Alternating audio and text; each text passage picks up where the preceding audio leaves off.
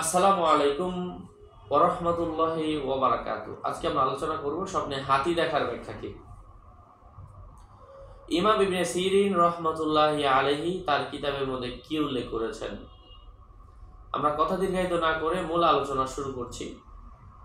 হাতি দেখা এটা কোনো প্রতাপশালী বাদশার বিরুদ্ধে ষড়যন্ত্র হওয়ার আলামত বুঝতে হবে।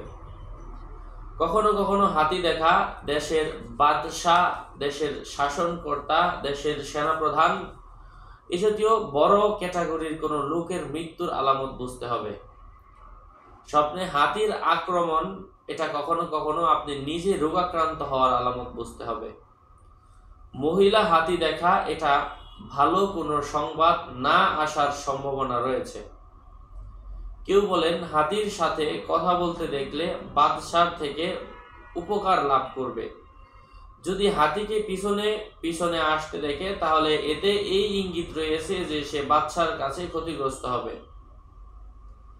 হাতিতে ঝগড়া যদি কেউ দেখে ওই এলাকার মানুষের সাথে অন্য এলাকার মানুষের দ্বন্দ্ব সৃষ্টি হবে। হাতি দেখা কখনো কখনো মৃত্যু বোঝায় যদি সে মুসাফির হয়। যদি মুসাফির ছাড়া সে মুকিম কোনো ব্যক্তি হয় তাহলে ওই শহরের বাদশার পতন হওয়ার আলামত বুঝতে হবে।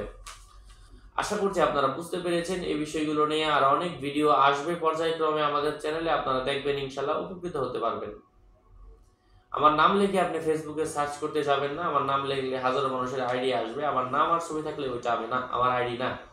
প্রত্যেক ভিডিওতে আমি বলি, বারবার বলার পরও সাবধান না হলে এ দায়ভার কিন্তু আমি নিচ্ছি না।